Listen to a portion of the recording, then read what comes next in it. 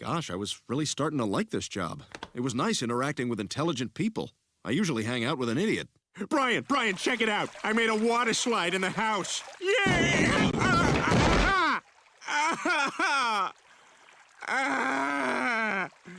Ow! I'm not gonna call the hospital because you won't learn anything if I do. Today's video, we are going to be going over 9 different positioning tips and tricks that you should probably know when it comes to playing TFT. 6 of these tips are going to be applicable for basically any set, and then 3 of them are going to be a bit more set 14 specific. If you find this video helpful, please make sure to like and subscribe, and let's get started. So, first off, the first thing we should talk about is going to be strong side versus weak side. And what do I mean by that? Strong side versus weak side it basically means that you will have a strong side versus a weak side on your own board, and your opponent will have the same. And so let's, for example, talk about how for us, our strong side is going to be our Alistar and our Kindred here, because these are our 2-star units. Basically, in general, you want to have your strongest tank and your strongest carry on the same side. That way, if everything else dies, but you still have these 2 left on the board, you're still positioned in a good spot to make sure that your strongest tank will be able to stand the longest to hopefully have your DPS carry dish out all the damage. You should take into consideration of your strong side versus weak side, especially when scouting for your opponents, even in the early game, because it can actually help you swing a lot of fights and actually punish players harder for those who are positioning poorly. So in this example, for example, we are actually, that was a bit redundant, we are actually not postured very well, because as you can see, our opponent here has a 1-star Sylas and a 2-star Vi. So when you want to fight into your opponent's boards, you ideally want to start on their weak side. So in this scenario, we actually want to be positioned here on the right side and actually focus down the Sylas first, because by doing so, we can actually kill him faster, get him off the board, and now your opponent is down a unit as the fight continues. Also, on the contrary, you also want to make sure that your strongest tank is on the same side as the opponent's carry. Now, you won't always be able to, fulfill every single one of these conditions, but ideally you want to fulfill as many of those as you can. But more importantly, just make sure that these are on the same side, your strongest carry and your strongest tank, and that if you can, you want to focus the weak side if possible, because as you can tell, our opponent should actually be postured like this because their strongest carry, or rather strongest tank, is on the same side as their carry. But I digress. That's gonna do it for strong side versus weak side. And then on to the second tip, which is actually gonna be focus firing. Focus firing is something that is a bit more prevalent in the early game, and actually we can go back to the earlier board just a little bit. But for example, when we're looking at the boards here, we're already having our Jhin and our Kindred focus fire the Sylas like so, right?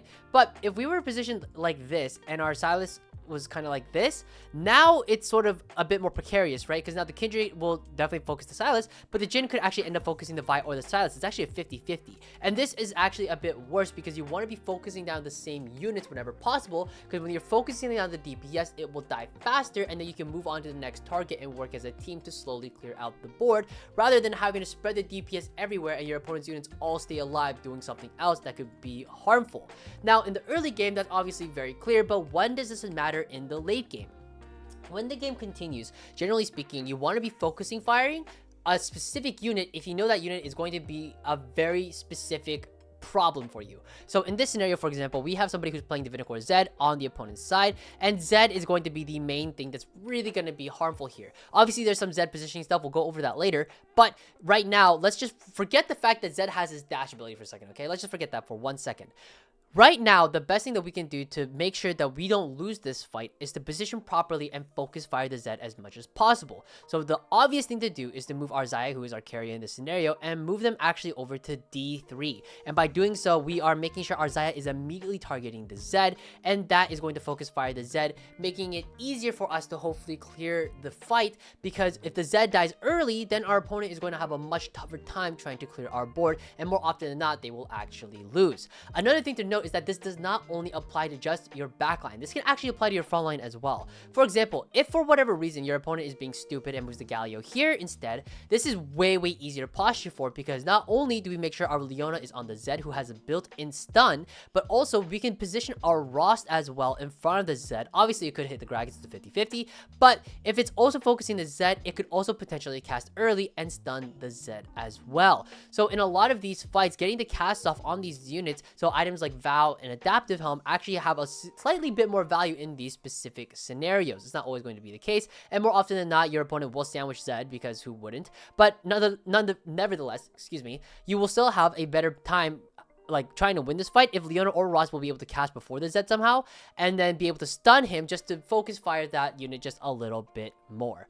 But that's gonna do it for focus firing. So very simple concept. And next one I want to talk about is D6 versus D7. What do I mean by that? So also, if you haven't heard me already using annotations are basically pretty simple. It just goes first row on your board is A, second is B, C, and D. There's no real standard notation for the opponent's board, at least to my knowledge, but A, B, C, D is very, very common here. And here we have Jin in D6 and Kindred in D7.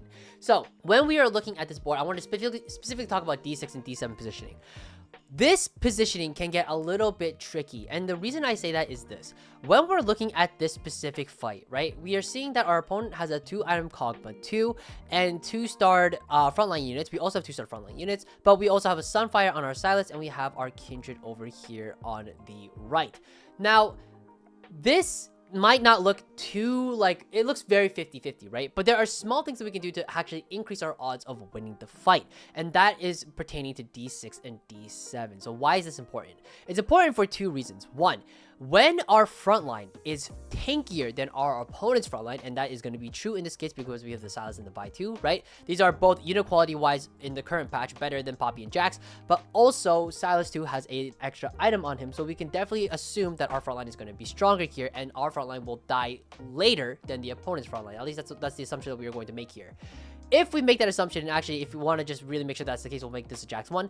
But if this is the case, then what ends up happening is that if their front line dies first, then our Kindred ends up walking like this.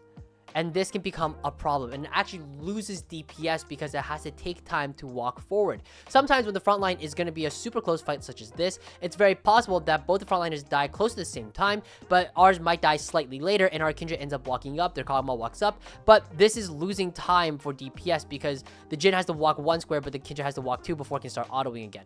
So what players have noticed is that what you can do is actually put your strongest carry onto D6 instead of D7, because by doing so, what ends up happening is that your Kindred will most likely take less time to walk and doesn't have to do this weird wrapping movement just in case you know, your front line survives a little bit longer than your opponents, and thus causing the Jin to walk for a very long time, and that loses a lot of potential DPS. So generally speaking, if you have a stronger front line than your opponent and you are postured on the right side here, especially in the early game, you may want to consider putting your carry into D6 instead of D7. And in very, very niche case scenarios, you may want to do this in late game as well. But generally speaking, this is going to be the correct way you want to position in the early game when you're in this scenario with a stronger front line that will die later. One last thing to note as well, you might notice that Vi and Silas are actually clumped here instead of being separated like this, kind of like the way that our opponent is postured. And the reason why is actually for our next tip, which is going to be damage type affecting the way your front line is positioned. This is a pretty interesting concept that has existed for quite a while at this point, but generally speaking, when it comes to your damage type, that will severely affect your early game positioning, and sometimes in the late game as well, but overall in the early game is when it really matters because you have less units, so you have more room to work with, right? When you have more units, at a certain point, your front line just kind of gets clumped anyway, so there isn't too much to work with, but in the early game, this can actually matter a lot. So, for example, we have a Zyra, a Vi, and a Silas. Zyra is a single CC unit target, right? Or, sorry, not CC unit. She is a single damage type unit, right? She basically just casts and then just kills a specific unit, and it's one at a time. Unlike a unit that is like Seraphine, who does AoE, and instead what she does is that she just casts a large beam that goes across the whole board, right? And let's say, for example, our opponent is playing something that looks something like this, right? Alistar, Mundo, and he has the Kog'Maw as well. In this scenario, right, our best way to posture our front line, if we only had the Zyra, is to position out like this, because there's nothing that really matters. There's no real reason for us to clump up because we're not going to get punished by it by any means. But let's say, for example, we are playing a Seraphine instead. Our opponent also has no reason to clump up, but for us, we actually garner more value by clumping our units like this, because now that our front line is clumped up, depending on the way your opponent positions, something they can position like this, right? They can actually walk up here and then still be in the line of fire. You're basically trying to force your opponent's units to clump for your benefit so that you can get more value out of your cast to hit as many units as possible. This is again, a lot more niche in the early game, but this can affect things a lot as well. Also, this affects earlier, like I was saying before, is the Sunfire Cape. Sunfire becomes a little more of an approachable slam and an okay slam, especially in the early game, because by clumping your front line, you actually garner more value out of Sunfire Cape as well, because it's going to do AoE burn to people who are clumped nearby within 2 hexes. So that being said, because you are clumped up, you are more likely to get a lot of value out of it by having the opponent's units and tanks walk forward in order to auto attack. As so, and again, very beneficial because you have an AoE backline damage type carry. But that's going to do it for the damage type affecting your frontline positioning. Let's go on to the 5th one, which is going to be frontline CC manipulation. Now, there's a bunch of stuff that you can do, and in every single set, there's always a 4-cost tank that has AoE CC. That's just a recurring theme that exists. So, with that being said, in the current set, that unit is going to be Sejuani. So, how do we counter CC frontline? And there are multiple ways of doing it, but here are some of the ways that are the most interesting and the most prevalent at the moment. The first one is actually going to be units that go into the backline and dash into the backline, but don't drop aggression. So specifically, these are units like Graves and units like Viego. Graves is a little less privy to this just because it's so like not tanky in the early game, and you're very rarely playing a Graves in the late game, so this doesn't really apply to Graves in the current set. But this also applies to Viego as well, who we do see quite often on level 8 and level 9 boards. What does this have to do with Sejuani? Well, when Viego is the first one that is being targeted by the Sejuani, if Viego can cast earlier than the Sejuani, and this is especially true when you have like TG Viego, which is very common. It can roll stuff like Blue Buff, Adaptive, Vow, you know, these mana gen items at the very beginning of the fight. But Sejuani can auto and start focusing the Viego, but then if the Viego casts first, the way that his ability works, he targets the largest clump, which in this scenario is going to look something like here. If he jumps to the backline like this, Sejuani actually follows the Viego. And by doing so, she actually ends up casting in this area here, completely away from your board. It's not fully complete, but realistically, it ends up like reaching like reaching opponent's C row up to your B row is usually how it ends up looking. Maybe a little bit of the C row on your side is like attached, is, you know, clipped a little bit, but realistically speaking, most of the time you can actually dodge Sejuani's stuns like very largely for your team if you make sure your Viego is actually in front of the Sejuani with mana gen items and actually is casting earlier than the Sejuani. Excuse me, not mana gen, mana starting items, right? So there you go. So that is one way that you can counter this, and this applies every single set. So as long as you have items like Adaptive, like Blue Buff, like Vow, you know, items that give you a little bit of starting mana, that will actually help you when it comes to really niche scenarios like this, where you can manipulate the opponent's frontline CC. Another example as well, which you probably are a bit more aware of, especially if you've been playing in high elo, is anti-Sejuani positioning, is what people have been colloquially calling this. What this does is basically forcing the Sejuani to never be able to cast onto your backline carry, which would be in D7, which I'll indicate here with some items and a star level, but generically speaking, this is going to be your main carry, this is your secondary carry, and the reason is this. Sejuani, no matter where she is postured in this scenario, will always walk here and then ult, but it will never actually hit your carry. Instead, what ends up happening is that it will walk here, it'll walk here, whatever it may be, start autoing the tank, but it'll never be in range to actually CC your backline carry. This was especially important during the Vayne meta, where when you were playing Vayne and you really wanted her to be uninterrupted with her Ginsu stacking, this was one of the best ways where you could posture against Sejuani without having to build a QSS, because you could guarantee that you would not get stunned.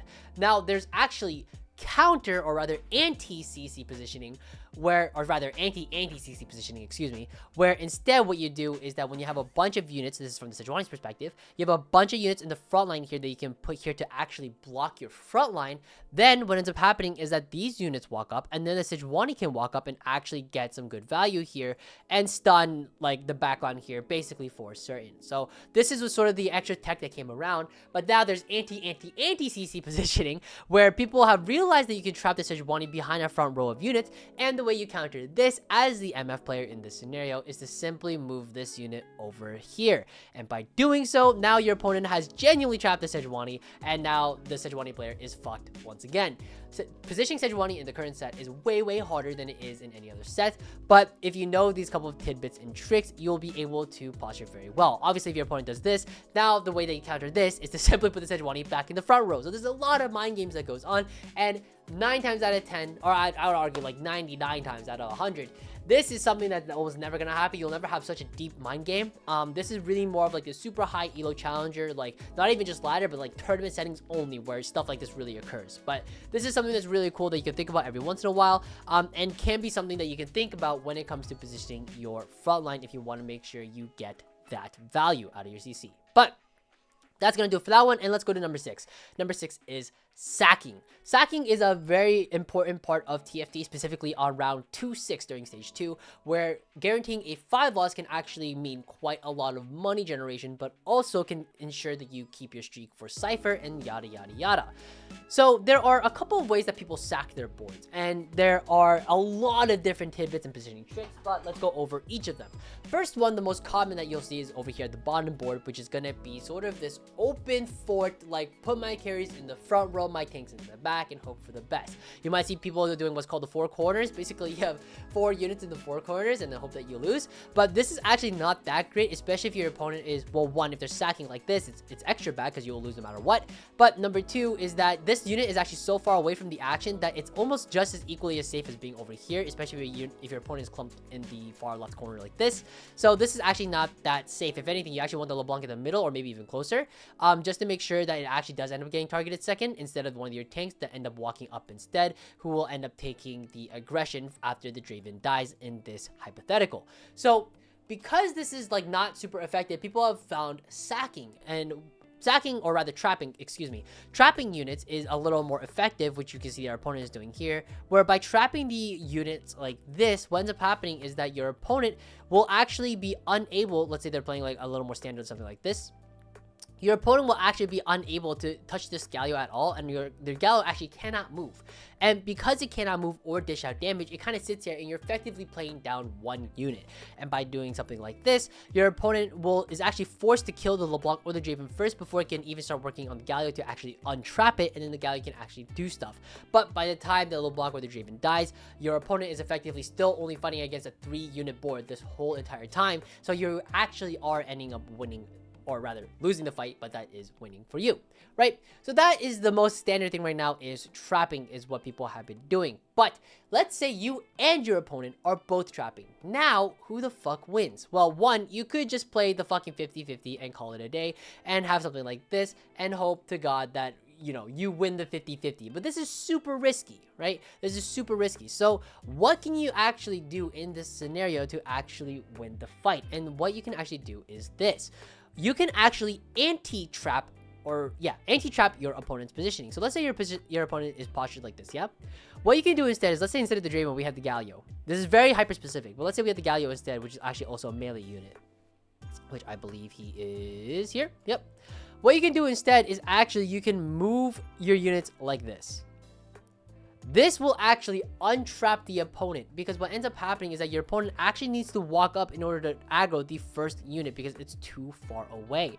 So by positioning like this, what ends up happening is that this will walk up, and these walk up like a slightly, right? And then this actually untraps and actually makes it a lot closer of a fight. What you can even do as well is, I believe the correct thing to do is to actually leave the LeBlanc. I believe you leave it here, or it could be, I forget if it's D7 or if it's D5. You're gonna have to, someone's gonna have to check me on this, but I believe what ends up happening is that if you're trapped like this, you can actually leave the LeBlanc here, and this will actually walk up a little bit, and then this is enough for that these units to walk up as well, and then they will get in range, and then this will untrap, and then you will have a slightly better chance of the LeBlanc actually dying earlier. I'm not 100% certain on this, but it's something of the sort. But regardless, the important point is that you can actually untrap your opponents by posturing your units in a manner that is similar to this. So that is something to keep in mind. Again, I don't know if it's LeBlanc at D5 or D6, but I believe it's D6. D7 for sure will untrap.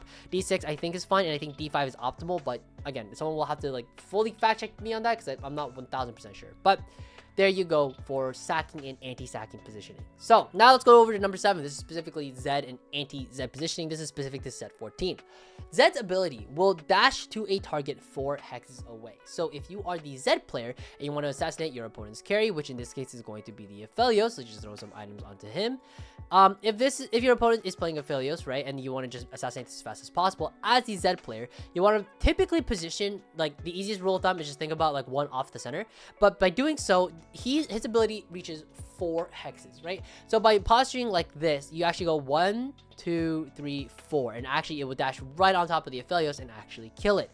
So how do we actually counter Zed when it comes to positioning? Well, first off, like we talked about earlier, is actually focus firing. So first, making sure that if we're going to focus fire the Zed, that we are actually targeting the Zed as early as possible so we can try to kill it as fast as possible. Obviously, yes, it does have the untargetable portion of the ability, I am aware, but that doesn't mean that you still can't try to focus fire and target a little bit to try and get a little bit of an early advantage to chip down its HP in the early bit of the fight to hopefully carry over as the fight progresses. Another thing to note as well is that when it comes to positioning against Zed, you can also do the 50-50. And what I mean by it is this. His ability goes 4 hexes, but that doesn't mean it's exclusive to just backline units. 4 hexes away means it can also potentially go this way, and actually, funny enough, it can even go, I believe, it's 1, 2, 3, 4. Yeah. So it's like, I believe it's 1, 2, 3, 4. I believe it can actually go here as well, potentially. Someone will have to double check me on that, but typically what ends up happening is that you mostly posture like this if you're going for that 50-50, and the idea being is that if you have lives to lose that you can gamble a little bit, what you can actually do is posture like this and have your carry in the safest spot possible, but the Zed will actually ult and potentially either go on the Aphelios or the Kindred. It's just completely random. Again, the safest way to posture is going to be something like this. You just put the 2 shitters over here, and that way it will automatically just kill a shitter instead.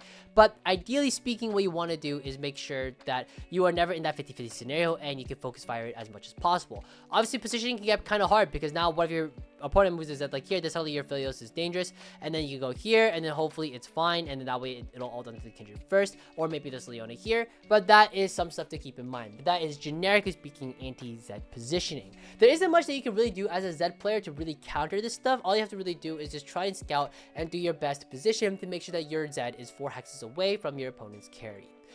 Next one, number 8, is going to be naafiri. Naafiri is becoming a bit more popular nowadays, and the reason why is because I think Appies has sort of cracked the code on how to itemize this unit, and then people have figured out how to position this unit, and then Yumi became very good, so suddenly now AMP reroll is a very popular composition.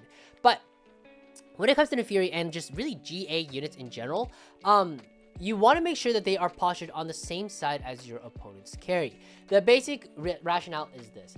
naafiri in particular has a lot of damage on its first cast. Basically, well, really any cast. But basically, it will cast basically just once. I use the word basically way too much, excuse me. But it will cast once and basically... Holy shit! It will kill the Jarvan. Yes. And then it will kill the Jarvan, and then after killing it, it will ideally move into the backline and try to assassinate the opponent's carry. So you want to make sure that you're postured on the same side as your opponent's carry when you're playing naafiri. Obviously, the same is true on the opposite side as well. Now, you might be going, Kai, my opponents are not fucking morons. They're gonna have their Leona 2 in front of their Xayah 2, like actual human beings. Okay, fair enough, Einstein. Well, if this is the case, then all you have to do instead is just one. Make sure your strongest tank is gonna be next to your naafiri carry. And number 2, if you want to be super safe, what you can actually do is actually posture the naafiri 1 back over into B7 instead of A7. Now, I don't fully think that this is like a golden rule, if you will. There are gonna be some cases where this is a Sejuani instead, and actually you're okay with the Sejuani casting sometimes, because then it can only cast once because the naafiri casts once and then the Sejuani dies. But I digress. Leona is going to be a bit more of a hard rock because Sejuani compared to Leona is way weaker of a tank. Leona is actually like sturdy as fuck, right? And so the problem with Leona especially is that she has a single target stun. So when you put naafiri here, you do risk the chance of Leona targeting naafiri first and then stunning immediately, and then really on top of the Xayah as well is going to be a lot more problematic because it can get focus fired really fast and then just die out, just from the CC and from the focus fire from Xayah. So what you can do here instead is put it on B7 instead, just to ensure that the Nico is the first one getting targeted first. That way naafiri spends like, you know, half a second just to walk up and then start working on the Leona, and that will make the fight a lot easier in hopes of trying to make sure that the naafiri will have just enough time to like dish out enough damage for the Leona, and then it has the Edge of Night proc on top of it so that it will de-aggro as well in case it's necessary to hopefully try and burst this down and then wrap into the backline. So that is going to really do it for naafiri. Not much else really needs to be said there. Obviously, you want your backline damage to be focus firing on the Leona as well, but we have covered that already in the earlier section. Finally, we are going to talk about Graves. Graves is very niche. it was way more popular during the Rengar meta, and sometimes when you have like a Golden Ox +1 from like the training golem portal, you could potentially play into like Golden Ox sometimes, which is actually very good, but it depends. It's, you know, it's very situational. But despite the fact that Graves is being a little less common, I still think I see players positioning Graves a little too poorly, so I did think it was worth mentioning. Graves, the way that his ability works is that after he casts, he will dash to the next target and then quickly fire his shells. But the way that his dash works is what's really integral about this unit. You want to be positioning Graves behind 2 strong tanks here, and actually on the same side as your opponent's carry. What this will end up causing is Graves dashing forward and actually focus firing this unit, the Ross, right? Because this is the first thing that's on his mind. He was targeting it first at the beginning of the fight. And then after the Ross dies, Graves actually has a good chance of just going into the backline and then killing your opponent's carry. And this is how you actually win a lot of fights in the early game with Graves. I think Solus was the first person I saw who really mentioned this, because he was like a Rengar one trick. So by doing this, you actually have a much better chance of making sure that you actually get to kill the opponent's carry and scam quite a bit of fights. Graves is actually a pretty strong unit in general, but as 1-star, it can be really difficult to win out a lot of fights, especially if you are not positioned properly. So I just want to make sure that this was mentioned as well. But that's gonna do it for this video. I hope this was helpful. I hope you guys have learned something. If you have any questions, feel free to leave them in the comments. And if anybody, by the way, again, has a little bit of extra info on this Cypher positioning, I'd love to hear your thoughts on it. But that's gonna do it for this. If you found this helpful, please like and subscribe, and I will see you guys all in the next one. Take care and happy climbing.